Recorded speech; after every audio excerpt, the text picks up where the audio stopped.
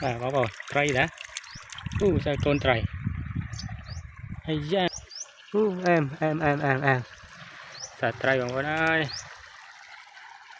mình đang phô tiên các con ôn phliêng ót hàng nhau mày phliêng xăm anh phliêng đo co giờ bị thang cái chung binh bằng tam đồ mình lích sai lích ai hai nè bị tha tập chuồn đâu này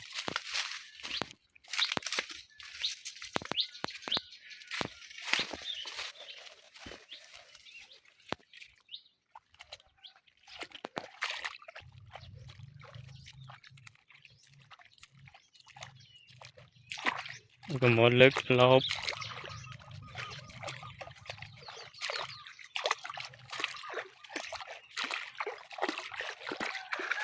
mà lên lên lục bàn tray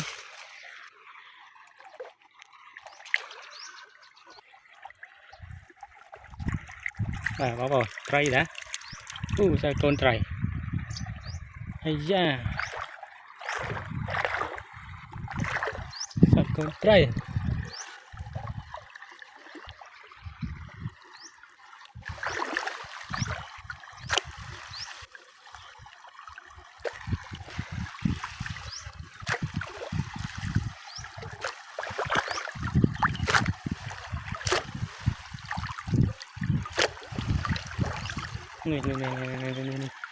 ui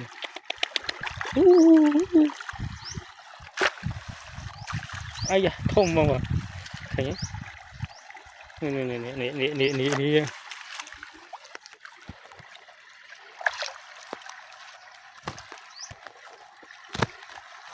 trong trôi ơi da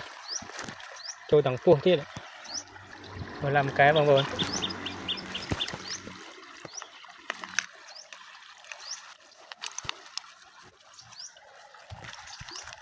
ở trong xích tray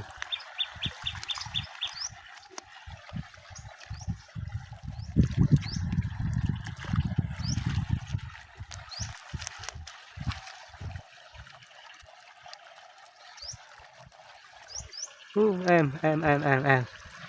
xả tray bằng con ơi mình đang phô tiên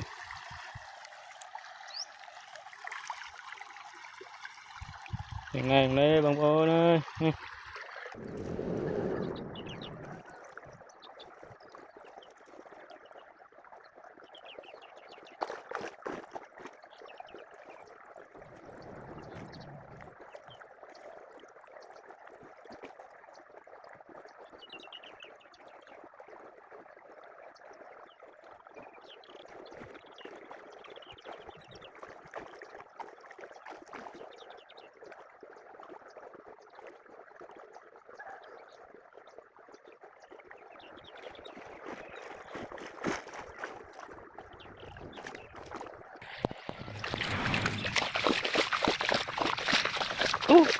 đã một lên.